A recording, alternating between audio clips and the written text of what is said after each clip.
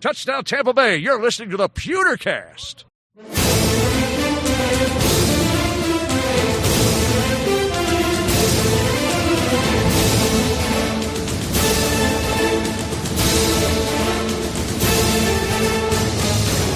Welcome to the Pewtercast. I am Brent Allen, your host, coming to you live here in the summer of 2019. But I am not alone. I am joined, as always, by my man, Ren, Flexin' Daxed. What's going on, buddy? Hanging out, being cool. I've had my morning coffee. This is new for us. Yeah. We're recording before noon.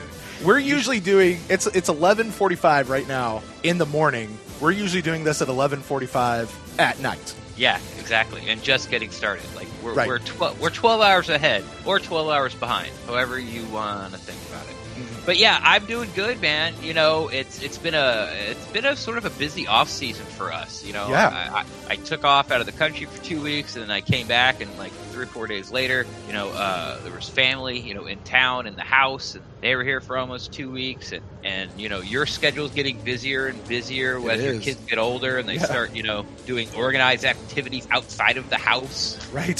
So it's been a little sort of touch and go, and like, hey, can you do this? When are we going to get on? But you know, we talked last night, and it's all hashed out. I know some people have reached out to me, some people have reached out to you through DM on Twitter, like, hey guys, like, you know, what's going on? But we've stuck to our schedule, which is usually every 2 weeks. You know, we'll put out an episode. Sometimes a little sooner. Sometimes a little sooner. Right. Sometimes, but about every 2 weeks during the off season. Yeah. So we're there, but we fleshed out our schedule. We know what we're going to do the rest of this off season. There's even going to be some extra episodes in there besides, you know, one every 2 weeks. And then, you know, we talked about Ren's training camp diary/journal. I don't even remember what it's called anymore. Right. Training camp journal. Yeah, I don't know. Yeah. I forget. I think it's journal, but I like diary better. Yeah. But anyway. Well, you know what, Ren? It's your show. You can change the name if you want to.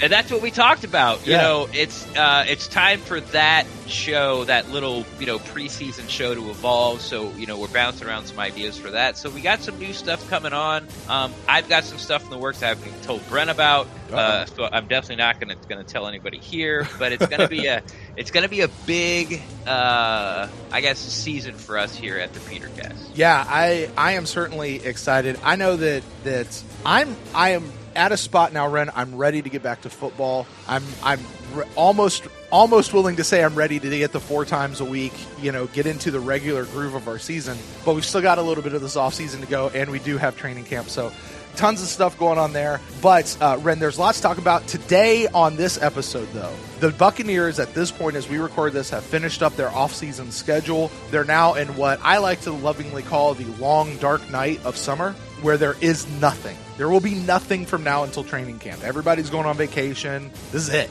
And so we're going to spend today's episode kind of wrapping up the last couple of weeks since we got on together, kind of sifting through everything that's been happening and all the stuff that B.A. has been talking to us about. So we're going to get into that. But first, Ren, we've got a word from our brand new sponsor that you might have heard about just a little bit on our last episode, Hunt a Killer. You guys are not going to want to miss that either. So we're going to get into all of this right now on today's episode of the Pewtercast.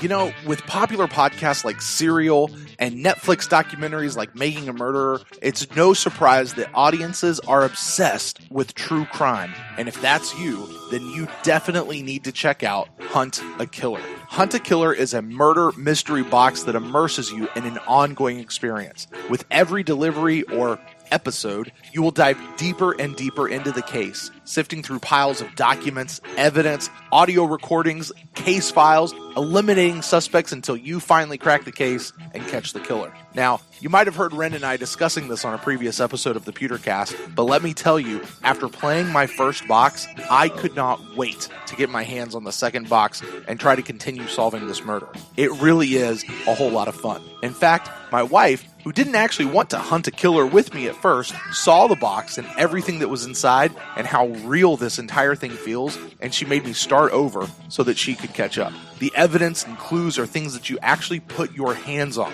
Video and audio footage you actually see and hear. In our first box, there was a yearbook, there was a koozie, there was a map, evidence bags filled with stuff. I can't even tell you what's there because I don't want to spoil anything for you. I love this game. And that's why I'm so glad that we were able to hook up with huntakiller.com to give you guys a special offer. Right now, just go to huntakiller.com and sign up and use the word Pewtercast for 20% off your first box. Again, make sure to use the code PewterCast, that's all one word, for a 20% off discount and to show your support for the Pewtercast. See if you have what it takes to solve the murder of Charlie McDonough before I do, which is the newest case in the Hunt a Killer series.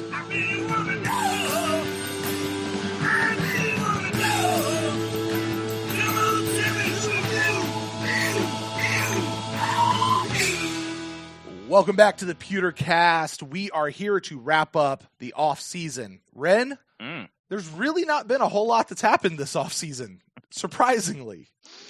Yeah, sort of the hype train that's been around, the Buccaneers every offseason sort of since we've done this is not there. And it's a little bit of I guess I would say a lot of, okay, like you fooled me once, you fooled me twice, you fooled me again, and then you fooled me again. Buck fans are and the media too are sort of like, okay, just show me. Right. I'm done speculating about how good this team can be. Sure. Like we don't, because no one really knows anymore. It's like, is Hargraves any good? Is Spence any good? It's 100. Yeah. Is OJ Howard going to stay healthy? Is Jameis the future of the team? Like, we like Mike Evans. Right. We like Levante David, and just about everything else is a complete question mark. Right. Is Peyton Barber really going to be as good as he should be? Because he probably isn't, according to conventional wisdom. Is B.A. going to get this team past the playoff drought? Well, Vegas doesn't seem to think so, and Vegas is not pretty even smart. close. Right. So, and it's funny you say that because I don't want to jump ahead of our schedule because we're going to talk about this in much more detail later on in the show, but it's funny. Of all people, Tom Jones was actually talking about this very thing when he was on Rick Stroud's podcast earlier this week about how he's just kind of talking about sensing the fandom of how people aren't as hype as they have been in previous years. And they're very much taking this wait and see sort of attitude, but we'll get to that. There are a handful of things that I do feel like we should at least touch on that we haven't gotten to chime into the conversation with. In our last episode, Ren, actually feels like the last 10 episodes, we've talked quite a bit about one Gerald McCoy, former Buccaneer, gone. Yeah. He's out. Thought that it might be the last we ever hear about him, but damn it, he still keeps popping up in the feed, mostly because he keeps talking to us.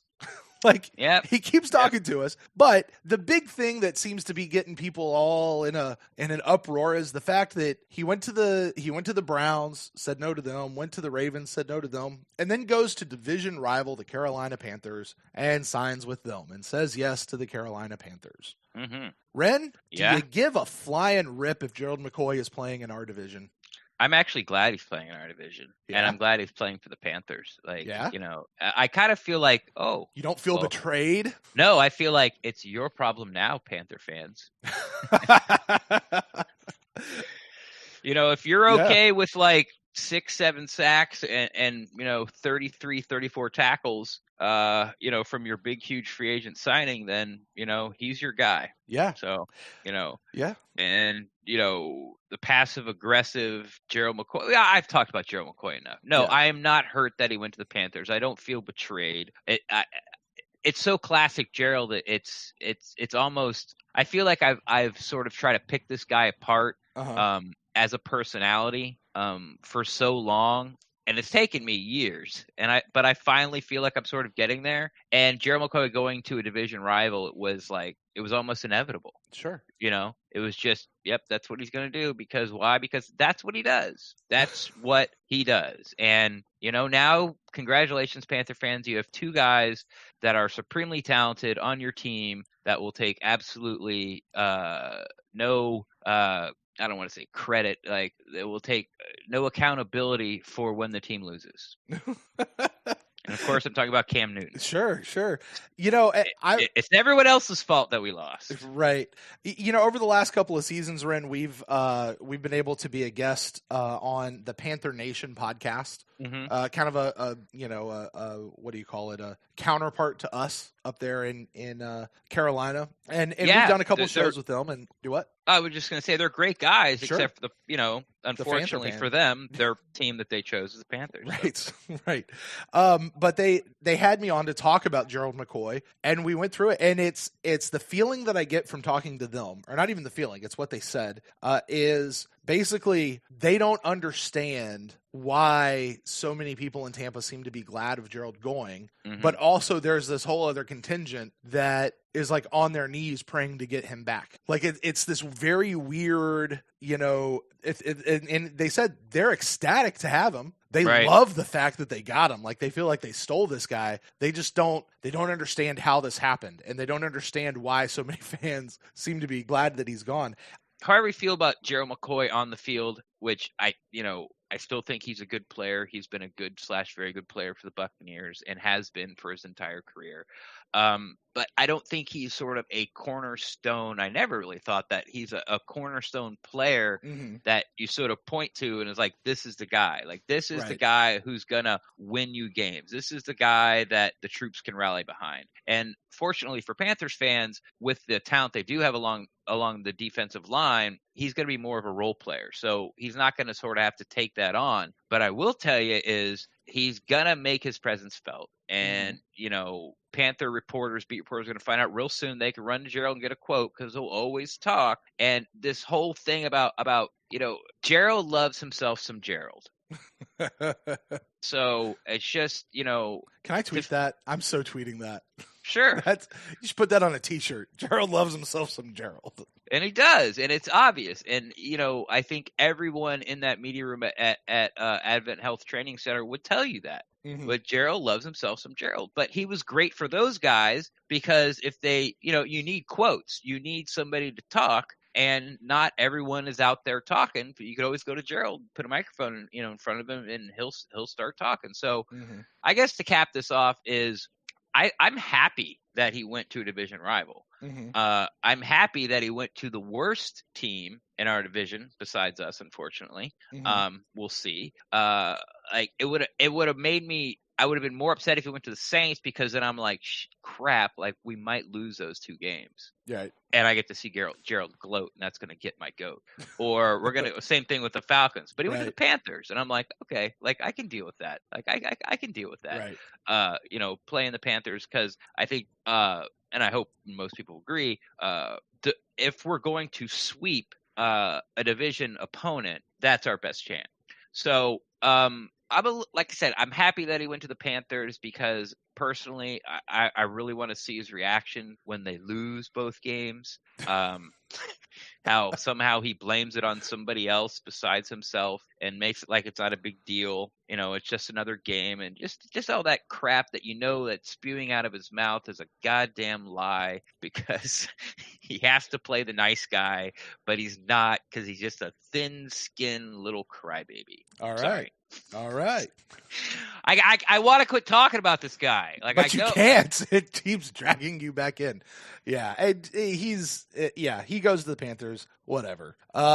Now, he goes to the Panthers, and here's something that we know. He got his number. He's 93. But you know who else got his number? His replacement, Ndamukong Suh, came down to 93. Now, Ren, while you were, I don't know if you were in Italy or if you were with family stuff or whatever, but it seemed like Bucks Twitter and Bucks fandom, and not even Twitter and fandom, the media lost their damn minds over the idea that the organization would turn around and give away number 93 as if it's some sort of slight to Gerald or to the memory that was Gerald McCoy, or that it's not a whatever you call it, they're not honoring who he was in this town and in this community. And I'm so sick of the idea that, he was really good in the community, so therefore we give him, monumental status around here. But Ndamukong Suh is going to be 93.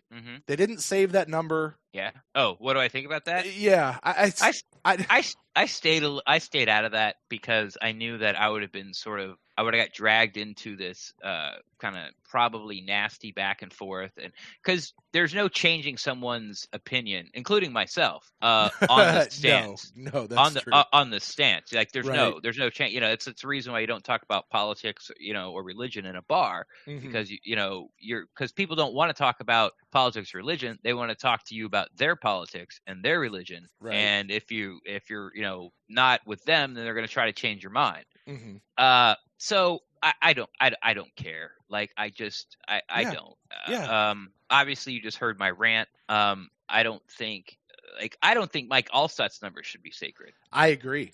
I 100% agree. Allstott made a lot of Pro Bowls as a quote unquote fullback, but he didn't play fullback for the team. He didn't. Right. He was like the 1-2 punch with Warwick Dunn, and rarely led block or was the lead blocker for Warwick. Right. Like people talk about Rondé Barber's number. I don't think that's sacred. Right. Quan's number was already given out. People talk about how Simeon Rice's number was given out the very next year after he left. I don't think that's sacred. No. For me, it's 3 numbers. It's Leroy Selman, right, Derek Brooks, and Warren Sapp. Sure. And that's it. I mean, that's it. People talk about John Lynch. He left. He left us. And I feel until the numbers retired by the organization, they all should be up for grabs. There you go. And the question I think then comes: when should a team retire a number? Is it immediately after their departure? No. Is it when they make the Hall of Fame? Probably not. If it's somebody who is leaving who is guaranteed to make the Hall of Fame, like a Derek Brooks or a Warren Sapp, maybe even a Leroy Selman, maybe you just go ahead and set it aside, or go ahead and retire the number as part of their leaving and retirement party, right? Well, with Selman and Brooks, it was a lot easier because they never played again. Right. Well, once they left the Bucs, that was it. They were done. Right. Sapp was more of a slippery slope, and we talk about Ndamukong Suh sort of being the anti-Gerald McCoy. At least off the field, Warren Sapp was the anti-Gerald McCoy. Sure. He was not a friendly guy. In fact, he was, more the opposite. He didn't do much for the community, is what you're saying. I'm not really sure what he did with the community. All I know is I've heard story after story. If you saw him out and asked him for his autograph, he might spit on you. Yeah. That was more likely than him giving you his autograph. Right. He could not be bothered. So as far as, these numbers being sacred and Gerald McCoy was, somehow dished, as the kids like to say, or disrespected because they gave it to Sue, I thought it was funny as hell, because obviously you kind of feel my stance on Gerald McCoy. As a player, I think he's good to very good. As a person, I just don't like his personality. I'm sorry. I don't like the way he leads. I don't like the way he talks. Okay. I don't like the way how he puts himself. But let's roll this back to just as a player. Yeah. Did Gerald do enough to have his number retired? No. To where it's an untouchable number? No. Forget all the other crap. As a player, no, he didn't. No, he didn't. And, people will say, well, it's not his fault he didn't make the playoffs. Okay. It's not. It doesn't matter. Yeah. They had 2 winning seasons, and one of those, when they went 10-6, he barely played because he got injured. The other one was 9-7 a few years ago under Cutter's first year. So no, he didn't. Yeah. He just didn't. Do I think he's a Ring of Honor guy? Yeah. And I've said my part about it, where I think his community work does boost him into the Ring of Honor, and that stuff should count. Mm-hmm. Plus, the Glazer foursome that has taken over since Malcolm passed, this is their guy. They don't have a guy under their quote unquote regime up there. Everybody that's up there is either, an early Buck like McKay years, or when Malcolm was in charge, including the coaches. So I think that as soon as Gerald retires, he will, within the next 2 years after that, he will be put in the Ring of Honor, because they need, they want to have their guy up there. They're out of people as well. Yeah. Well, sort of like, and he did make 6 Pro Bowls. He did make 3 All-Pro teams, first team, second team, whatever. I think he deserves for his play on the field to be in the Ring of Honor, but to retire the number, I don't. Right. Now, I think we could have a discussion, and this doesn't have anything to do with Gerald specifically, but about the idea that if a player goes in the Ring of Honor, does that retire their number? Like, does one equate the other? And I might come down on the other side of that from you and kind of go, yeah, because right up next to their name in the Ring of Honor. Am I right? Their number is right there as well. Mm-hmm. Right? So if the number is going to be on the side of the building, which would include now Mike Allstott and John Lynch, and this year will include Rondé Barber's number, then I could see making an argument for if those numbers are up there, we don't put them on the field. I could see that. I can understand that argument. And so if Gerald goes up as 93, then we don't do 93 anymore. But you know what? He ain't up there right now. Yeah. And, so, yeah, it lets, I think it's just not a big deal. All right, Ren, that is the last thing that I have on my list to talk about. Anything having to do with Gerald McCoy. Can we please move on? Forever? What do you think? Until he inserts himself back in, until he comes, well, we're going to talk about him again when we go to play the Panthers. Right. And something will probably happen that he'll insert himself back towards Bucs fans at some point, or somebody will drag him back in. But until that happens, we can be done, right? Well, this is what I'll say. All I want out of the 2 games we play the Panthers this year is for Gerald to jump off sides at one point.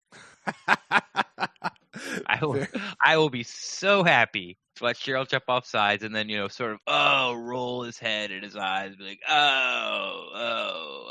my bad. Yeah, you guessed wrong again. I want audio of Gerald apologizing to Jameis while he's like in pursuit, and then Gerald gets ear-holed and doesn't even touch Jameis. That's what I want. Okay. All right, now while us and Bucs media and Bucs fandom seem to just be talking about Gerald, and people are even talking about not talking about Gerald. That's how out of control this has been. There's a whole group of people that don't talk about Gerald, which is funny. Our coach, B.A., Bruce Arians, has been talking about some of the other players. He had like a day, I guess, where they sort of lined up the different media people who have podcasts, and he just went from room to room to room and gave everybody an exclusive, 5-10 minute interview.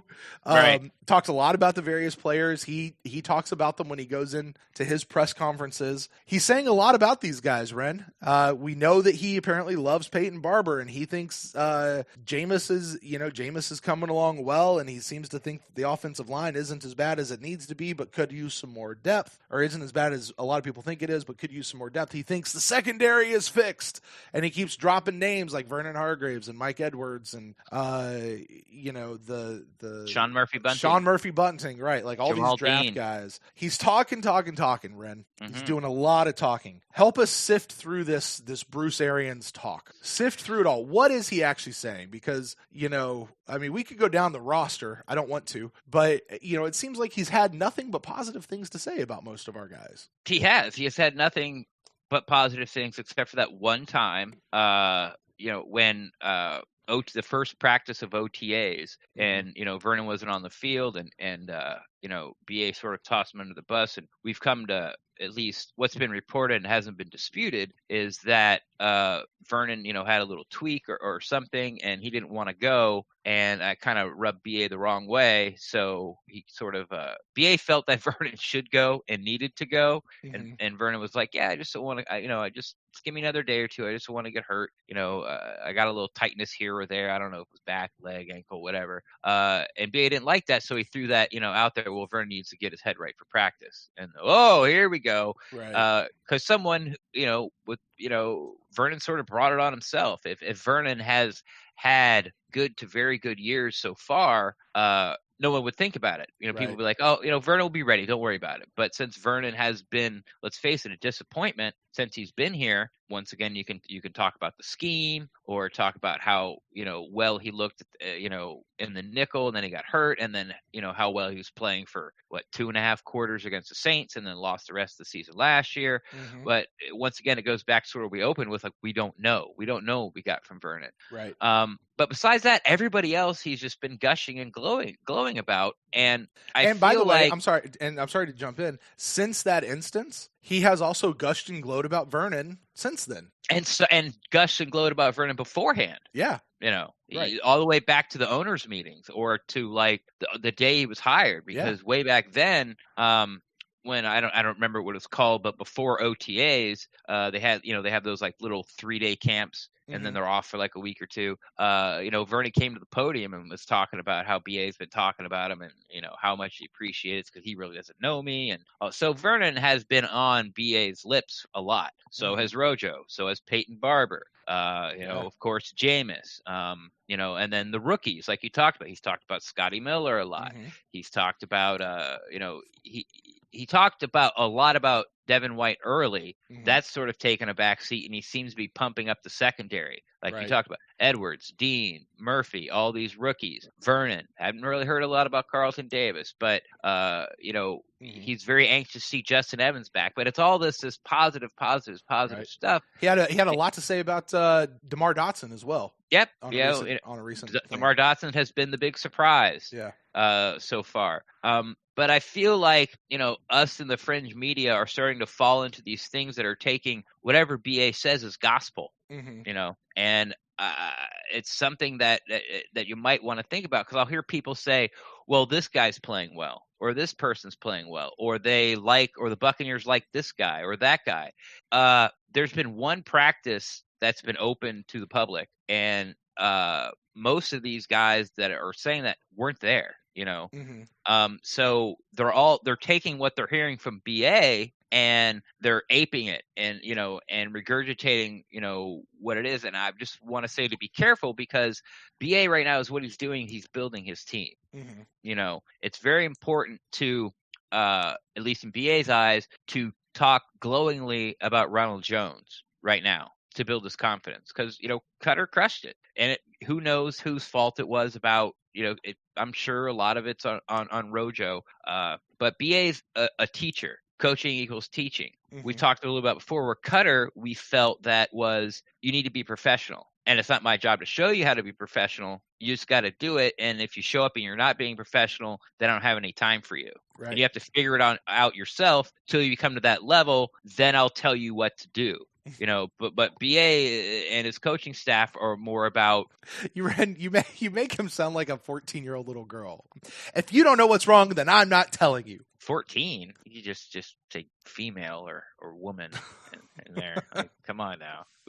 Everyone's had those arguments. Why are you mad? Well, if you don't know, well, that's why I asked the question. I don't know. I don't know. I really don't. I really don't know. I am actually, that dumb. Yes. I have a slight idea, but I think it's so ridiculous that I can't bring it up with a straight face. So I'm going to make you say it. And then when you say it, I'm going to tell you how ridiculous it is. So let's just get strapped in for this one. And Ren calls me to come sleep on the couch. Yes. There's a nice big TV out there, so I'm good.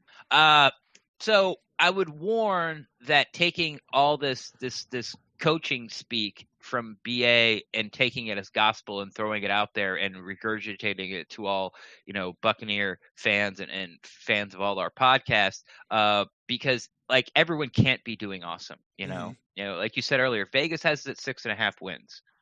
There has been many years recently where I'm like, that's ridiculous. Wherever they had us, I'm like, that's ridiculous. We're going to win like 2-3 more games than that. Well, guess what? I was wrong. And Vegas was right. And they, they don't have all the big hotels and casinos for nothing. Like, right. They're not free.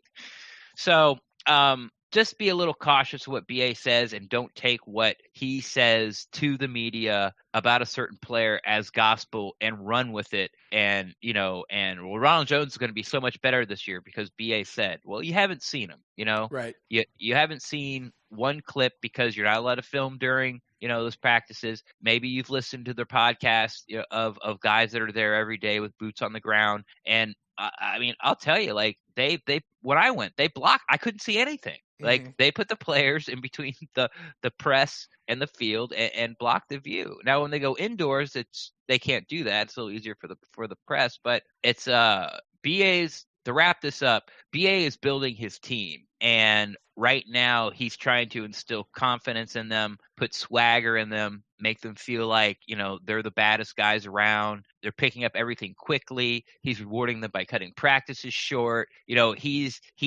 gelling them together and boosting them up to, because it's been a terrible organization. He's letting them sort of, puff out their chests and plume their feathers and then we'll see how this tone changes, if it changes, when we get to training camp. And to further that whole thing, he is building up his team, and he's using the media to do it. Yeah.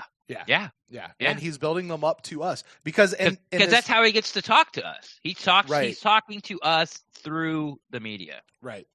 And there is certainly something, I think, to. Okay, let me ask you this: is he also talking to fans, like trying to get fans hyped up about this? Like, not just saying this to build up his team, that's fine, but also trying to get fans, built up and hyped up. Because I have no idea how ticket sales are going for the Buccaneers for this season. Right.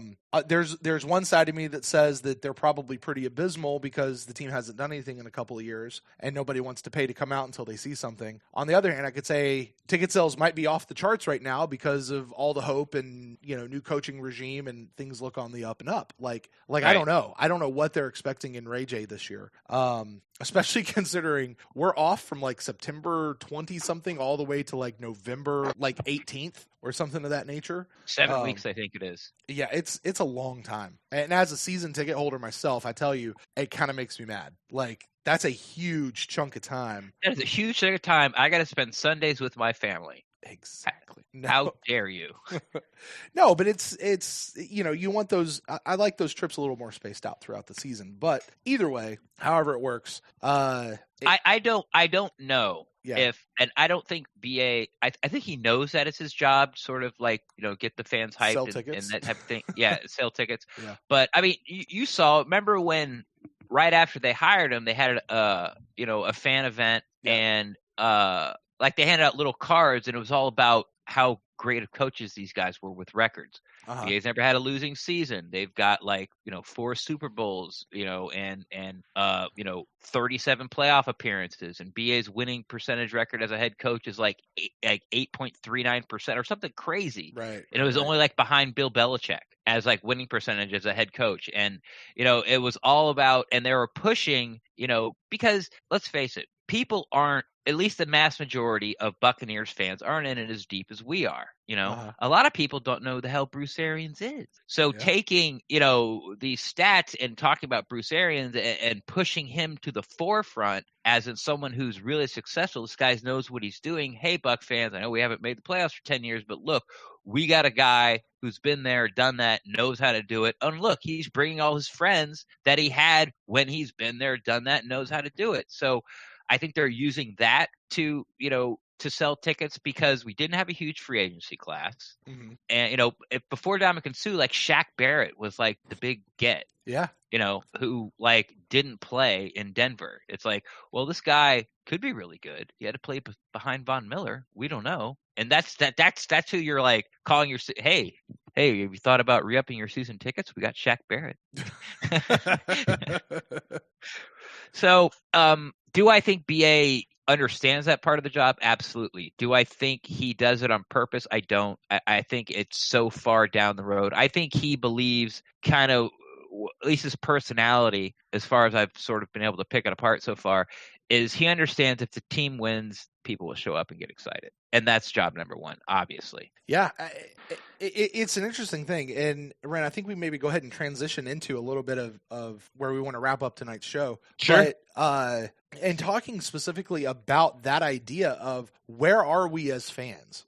Now, I have been saying this whole offseason, kind of taking what I did last year and upping it a step of I'm not getting too excited about anything. On purpose. It really is this. You've got to show me. I'm not going to buy into all of this crap. You got to get it out on the field and put it out there and give me something to cheer for. Right. To be quite frank, I don't care what happened in OTAs. For all the reasons of it's underwear football, it's not real. They're putting Jameis in situations that he's never been in before and installing new stuff. So no, not everything's gonna look perfect. And these guys aren't gonna run perfect routes all the time or catch the perfect ball all the time or intercept all these balls. Now, apparently they've been going out there and doing well. And listen, according to who? According to B.A. And, but I mean, it's, and you can't have a secondary that's out there picking everybody off and putting all this pressure on the quarterback and have a quarterback who's not throwing interceptions at all. when you're in this situation. Like, you know what I mean? It goes. Wait. So if the defense picks off a ball, that's also bad for the offense? Exactly. But we got to, people want to like judge the team off of like, I mean, you're going to do a woe is me no matter where you go if you judge it off of that. And you can't do that right now. And like, even when we get into training camp, you kind of see the same thing. Like, it's just practice. It's just football practice. You know what I mean? Like, it's all that other stuff. When we get into the game situations, we start seeing a little bit of the preseason football, and we know that that's going to be a little more vanilla. Then, we start seeing a little bit of what we got. Now, don't get me wrong. I'm excited for training camp. Like, I want to get out there and see what they're putting on the field and how it's looking. But so far, I have always kind of held this kind of almost arm's distance of where we're going to be. And I've tried to play that forward as a season ticket holder into the season and go, okay, so what's this going to be like when we get there? Like, are we going to be standing around going to get hot dogs and burgers while we're waking plays? Cause we're just going to check in on the team every once in a while, or, is it going to be empty? Is my entire row going to be empty this year? Like it was last year with the exception of 2 games, or is it, are we going to be packed out? And I don't know. Well, if they win, it'll be packed out. If they don't, it won't. The end. Yeah. By Ren Dax. Right. So again, we're back to the whole wait and see. And I referenced Tom Jones earlier. Like, he's no longer in the Bucs media or Tampa Bay media world. He's doing other things. He's in Tampa Bay media world. Well, whatever he's doing, he's with somebody else. He's not in the sports media world. Okay, fantastic, fair enough. But he was on with just like to get it right, Brent. Just like to get it right. Thank you. But either way, he was on with Rick Stroud, his old buddy. Yeah. On the and he was saying, I'm not in this every day anymore, but here's what it kind of feels like to me. Right. And he nailed at least where I am as a fan heading into all of this. What I don't know, and this is kind of where I don't know. I really don't know what to think going into this offseason. Well, what do you think about this? I remember, before I hooked up with you and started, doing these pods, and even like year 1, year 2, I remember getting all excited, about minicamp and stuff. Now with this sort of explosion of fringe media, websites, everything shows up on your phone, all these Buccaneer podcasts are out there, and, you keep hearing like OTAs don't matter. Like this doesn't matter. It's nice. They're back. Let's get in the work. Let's get their installs in. Are they processing? Basically, it's like, are you processing? Are you in the right place? Mm-hmm. Are you going through your reads and progressions, fast? Like that's kind of what you want to do. You want to be able that they can absorb the information and apply it to the field and be able to do it as fast as possible. That's all this really is about. Right. So when you keep hearing people say that this doesn't matter, it doesn't count, it doesn't matter, and where you can get so much information now as a fan, a casual fan, a diehard fan, that people keep telling you that this stuff doesn't really matter, then what I'm trying to say, with the new access, all the information access now as a Buck fan that, 10 years ago, you just have to read the paper. Right. As it cooled off because you understand now more of how the process is. Like 10 years ago, I didn't understand that OTAs really didn't mean anything. Right. When you'd see in the paper about, or, go on Pewter Report or go on Joe Buck's fan and there'd be a little blurb about, Sean Murphy Bunting picked off a pass. I get all like that. Second round pick. Look at him already making plays in OTAs. Oh, here we go. Oh, he's good. Oh, here we go, baby. Here we go. And then you get to game 3 and you're like, wait, I thought this guy was gonna do something. What's going on here? Yeah. Yeah.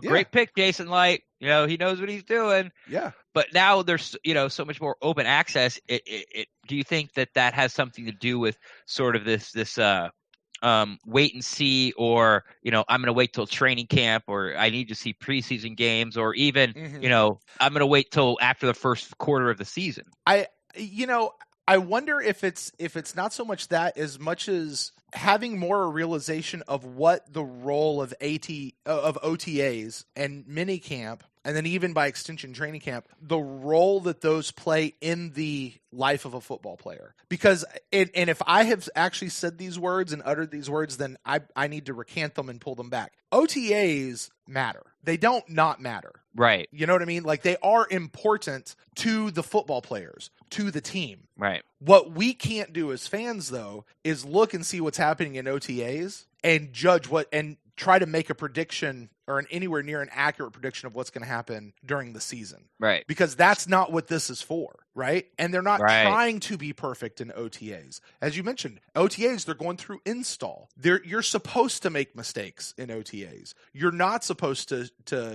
go hardcore, full out, all in pads, putting real pressure on people. Like it's all those things. So I don't know that it's so much of a seeing that it doesn't matter, so wait and see, as much as this is not the time to be judging that, so I'm not going to judge it right now. Right. And I think that's where at least I am as a fan and as a podcaster for this team, and somebody who follows this team as closely as you and I do, and the other however many podcasts are out there, and lots of them are friends of ours, to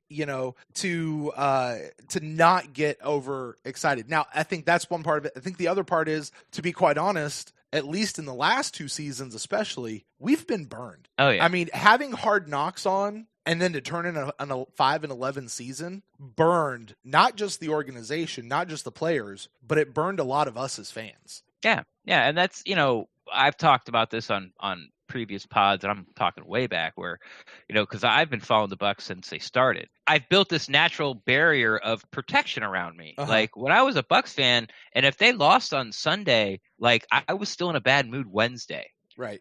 Now you go year after year after year after year where, it's 10, 11, sometimes 12 bad Sundays. You just sort of start to understand, like, hey, you get older and you're like, hey, this is sort of affecting my life. It's kind of affecting my job and how I talk to people like Monday and Tuesday at work.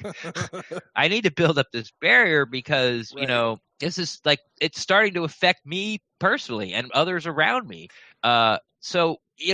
And so these newer fans who I'm going to throw you in here that came in during, the silver age of Buccaneers football where, we had Dungy and Sapp and Brooks and Lynch and even Dilfer was there, but we had Allstott and Dunn and, Gruber. We had the guys, like the band was together, and you jumped on then, and then, you get the Super Bowl. And now it's starting to go downhill. Now you're starting to fall into this 10-year stretch where you're like, okay, look, I remember when it was great, but I'm spending too much emotional value on you guys for you to continue to let me down. And a lot of people are in this, because we really thought we had something when we went 9-7. Yeah. The defense started to click at the end of the year. Yeah. They were making and it was like, okay, here we signed go. Mike Smith to a head coaching contract. It was going to be the best offseason signing or best free agent signing that wasn't a player. Yeah. Best free agent signing that wasn't a free agent signing.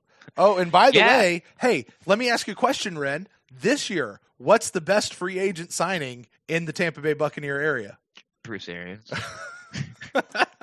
Oh, it's a coach again. No, I think it's Todd Bowles. Really? Todd Bowles. Well, we'll get into that, a little bit later, but very quickly, I think for the Bucs to be competitive, record-wise, it's the defense. It needed to be fixed, and we saw through the draft that was the reason. And the scheme was terrible, and now it's because the offense has not been the problem in Tampa. It is nearly impossible for the defense to be as bad as it was last year. Almost nearly one impossible. Ranking spot. Yeah. So if the defense can just hold guys, for the season somewhere around like average 23 points. We're gonna win a lot more games than we're used to. Sure. So we were 9-7. We thought we had something, and then here comes Hard Knocks, and we're getting a lot of national love, on the national TV shows and the big networks, and like I said, we're on Hard Knocks, and here we go, and it's like nope, 5-11, okay, all right, no problem. Let's regroup and see if we can do this again. Let's circle the wagons and try it again. Nope, 5-11. And these, newer fans, which I'm not saying there's a difference between older or newer fans or one are better than the other one, but, they're starting to feel this burn and ache that, that the older fans have had since day one. Like, we went a whole season besides like the last few games before we even won a game. And then we went to the NFC Championship, and then we let go of Doug Williams and fell off a cliff and didn't get it back until the Pewter people, the Pewter fans, I guess I'll call them, jumped on board. Yeah. And then that's it. Like we had 1 year, and then we had sort of a decade with the Gruden Tony Dungy era where it was, we knew we were going to make the playoffs and we had a legitimate shot at Super Bowl. But, this is like what, year 44, 46, 47? And you've got what, a decade? You've got 10 years of winning. Not like just winning, like with a record above 500. Right. So I understand this new, show me, don't tell me type of thing. And I will say at the very end, a lot of that has to do with Gerald McCoy. No, it doesn't. It doesn't. It's just you couldn't not. I could not. I could not. Because I've definitely been okay, Gerald. I'm tired of you telling me. Why don't you show me? Oh, you didn't again. Yeah, but to come back to that though, now that we see Devin White and we've seen a little bit of him in practice, we've every single one of us, right? I mean, every one of us looked at this draft class on Thursday, Friday, Saturday night and went, what the hell did the Bucs just do? What just happened? What are they doing? What is happening here? Right? Like, where's my guard? That. Exactly. Where's this guy and that guy and this guy? Where's my edge rusher in the day 1 or day 2? Right. And a lot of people went through the free agency thing going, okay, Jason Light, do something. I know you don't have any money, but do something anyway. But do something anyway, right? And then, we finally got rid of Gerald, and then we got Ndamukong Suh. And, we've seen and we've heard, okay, albeit coaches speak, I'll grant you that, right? But we've heard and seen like, hey, actually, Sean Murphy-Bunting's not too bad. Mike Edwards is like legit. Seems like he's actually done some stuff. Some of these guys are kind of starting to come on and turn around. And, oddly, have you noticed we haven't heard anything about the defensive line and really almost nothing about the linebackers? Just putting that out there. Like almost nothing. Right. Defensive line, offensive line, because they can't. You're right. Except for we hear that DeMar Dotson did really well. And, it's for one play. So he flashed. DeMar Dotson flashed. There we go. Exactly. Right. So, and I hate that phrase this year, by the way. I hate that. That's like the taboo phrase for me is so-and-so flashed. I don't care who flashed. Show me consistency. Go ahead. I'm sorry. It's okay. I just want to sort of touch on, I don't want to feel like I was pounding, these other outlets that aren't there every day and saying, Murphy Bunting's playing well or Mike Edwards is playing well. I just think you should put the word, per BA. Allegedly, right. I've heard, but you just, putting out there as facts is sort of, it's like you can't do that. Right. You haven't seen it with your own eyes. Right. You're just and where you're getting it from? You're getting it from the head coach. Right. And guess what? BA knows what he's doing and how to use the media. So just watch what you say a little bit. Just watch what you say a little bit. Wait, Ren, is BA using us right now? Us? Me? I don't think so. I usually get paid when I get used. All right. Well, Ren, with all of this talk about, how everybody else is feeling, let me point it to you specifically. Sure. You've seen what very little video is out there of OTAs. You got to go to one or two of the days of OTAs, and see for yourself on some of those things. You've heard all the coaches speak that BA has been putting out there and all the stuff that media says the coaching staff really likes this guy or that guy. You've seen all of this. So now we sit with nothing in front of us but training camp. Right. How are you feeling as a fan heading into training camp, looking down the barrel at this season, first year under BA? Since I have been out there, I have a little bit of a different perspective than most fans. Like I said, they've only had one open practice, about 3,000 people. So besides those 3,000 people and me, I've gotten to see how this organization, BA and his coaching staff, go about their business.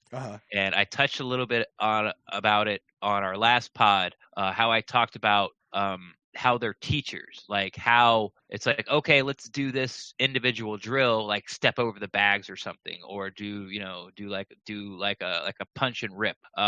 All these individual drills where under Cutter's staff, it was like they were just trying to get through the drill because they had this install to do. I felt like through OTAs and training camp under Cutter's staff that they had a goal to reach that day. And it didn't matter how the team performed or if they were doing the drill right or wrong. Yeah. Because the big part of that day was to get this install in. and that was the main goal. Right. Like there was really no teaching going on. Yeah. You know, like I said, like I didn't even feel like under Cutter staff, I didn't know that it was wrong, but I felt like, you know, the coaches wouldn't even watch these guys go through these individual little drills. Yeah. You know, Yeah. they'd be looking around or talking to somebody else. But with BA staff, well, hold on before you go on, because I remember you and I having that conversation at training camp, OTA. I don't remember what it was we were at, but I remember you and I having that conversation of, hey, you know, after they get done with that play and somebody like misses a ball or drops a ball, they don't rerun that play. Like this is last year under Cutter. They don't rerun that play. They don't practice it again until they get it right. The coach doesn't step in and talk to them about it. Right. Like they just run through the drills. And I think our explanation was, well, they got it on tape. They'll talk about it in the classroom. Right. Like that was the only, you know, just go out there and get it on film. And it was move, boom, boom, boom, boom, boom, go through. And as you just said, we don't have time to stop because we got to get all this stuff in before the buzzer goes off. Yeah, because we're chasing the buzzer, right? And you know, as you said just a minute ago, we didn't necessarily know that was a wrong way to do it. Yeah, except you know for the record, right?